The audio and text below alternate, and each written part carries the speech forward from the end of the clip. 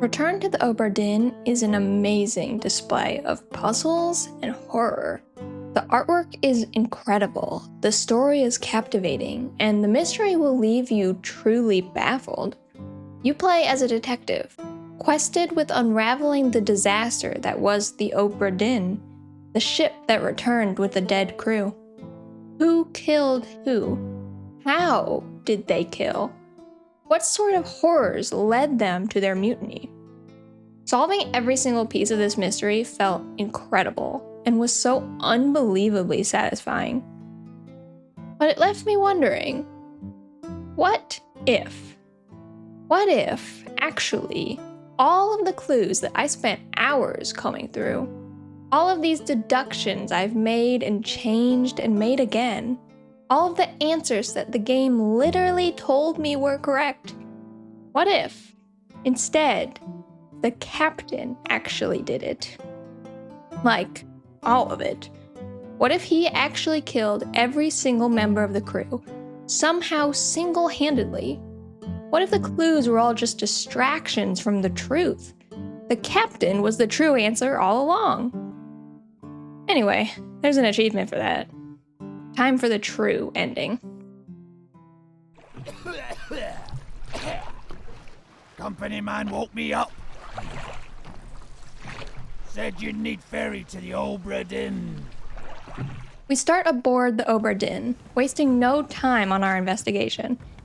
We were solely tasked with this quest, searching the ship for clues on what happened to the crew. Luckily for us, this becomes much easier via the use of dark magic. Our handy-dandy stopwatch allows us to not just stop the clock, but to rewind it. Captain! Open the door! Kick it in. Lest we break it down and take more than those shells! You bastards may take exactly what I give you! To see the scene of the crime while it was still active. Our first murder sets the scene. The captain, sending this poor soul to an early grave. Now, there's one other thing about this achievement. Not only does the captain need to be the one to cause every single death, but all of the deaths also need to be wrong.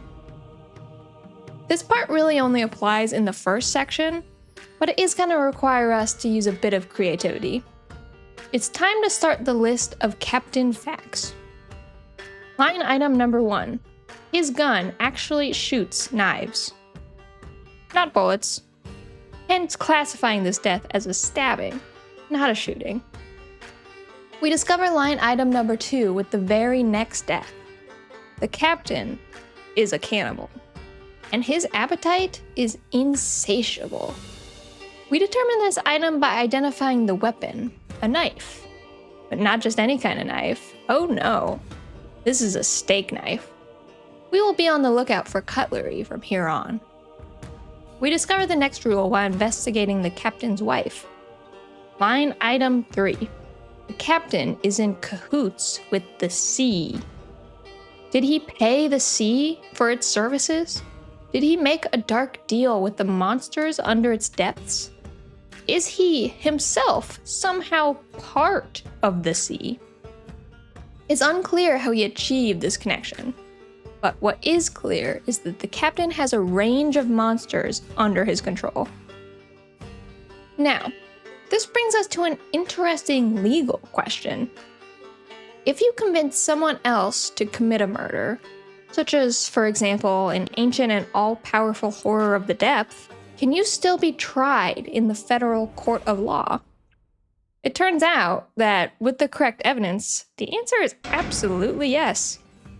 Seeing as this game takes place in England, we can reference the Accessories and Abettors Act of 1861, specifically Section 8, which states that anyone who procures the commission of an indictable offense, such as murder via tentacles, shall be liable to be tried, indicted, and punished as the principal offender.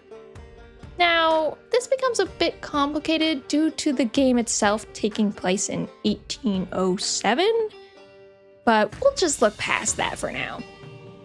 This returns us to the question of the wife's death. While clearly the captain did not personally perform this crushing blow, he could still reasonably be considered the principal offender in the action due to the prior arrangements with the sea. We record our findings and move on, eager to learn more about the captain's doings. The sea monster continues its conquest, wiping out the entirety of the top deck. Seeing all that we can see up here, we head below deck. We find some more clues, some more wonders of the captain's misdeeds down here. Murders are getting progressively convoluted, and our deduction skills are being pushed to the limits. It's difficult to see here, but the captain is actually inside this cannon, simply waiting for an unfortunate soul to pass by so he can hit them on the head. This death is a perfectly coordinated ruse. In this scene, a simple mask was used. The captain's ability to disguise himself is untold, without any bounds known to human nature. We add another line to our finding. Line item number 4. The captain is a master of disguise. Not all of his execution requires stealth and cunning, however. In fact, I'd say about 50% of them are simply due to the captain's endless ability to eat. This poor soul was devoured by the captain. You can tell due to the fact that his top half is missing. Just don't look over in this part of the scene. That's not relevant to my findings. Just trust me, it was the captain. This man, as you can see, was also eaten. The captain has a very strong bite strength. We carry on about the ship, jumping between different floors as we uncover new directions to this mystery. More disguises, more eaten men.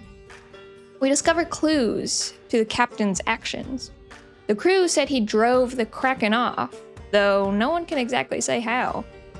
They're suspicious of dark tides. A creature like that doesn't just disappear for no reason.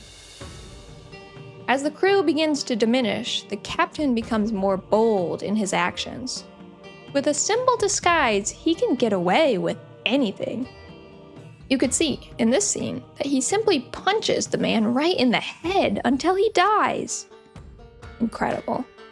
He joins the firing line and shoots this man, with his knife gun, of course, right in front of the entire crew.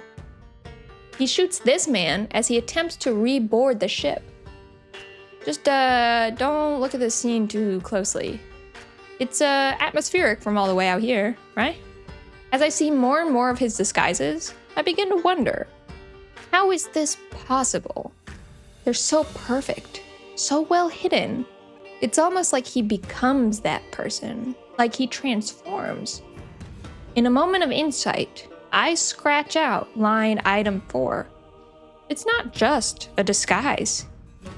The captain is a shapeshifter. This gives us a new perspective on the following deaths. When a new monster is summoned to the ship, we're left to wonder on its source. Could it be possible that instead of having some sort of deal with the sea, the captain instead is the sea? It would simplify things, that's for sure. It's very convenient that the captain is never in sight when the monsters attack. He wasn't there when the Kraken came aboard, and he's not here now with the crab. I tentatively cross out line item 2. The captain is the sea.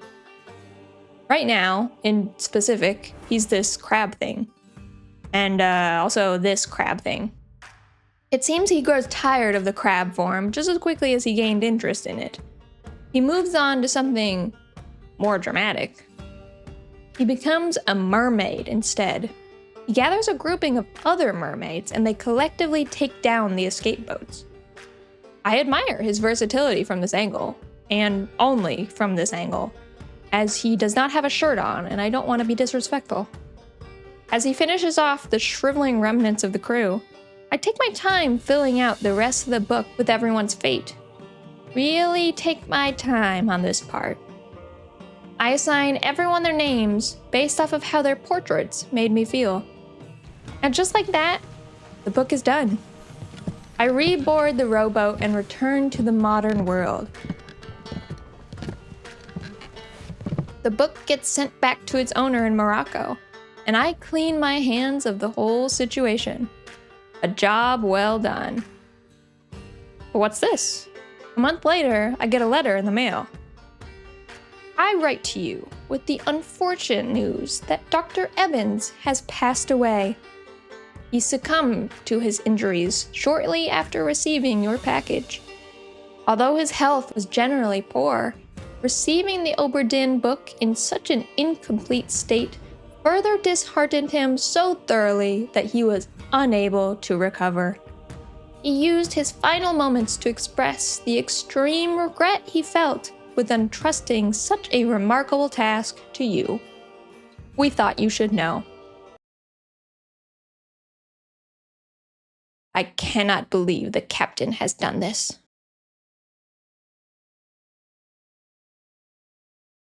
Thank you all so much for watching. If you liked this little video, I streamed this game live on Twitch and YouTube. Honestly, streaming this game was a lot of fun, and probably the stupidest thing that I've done in a long time. If you have any recommendations of other games you'd like to see me play, let me know that in the comments. And maybe subscribe while you're down there.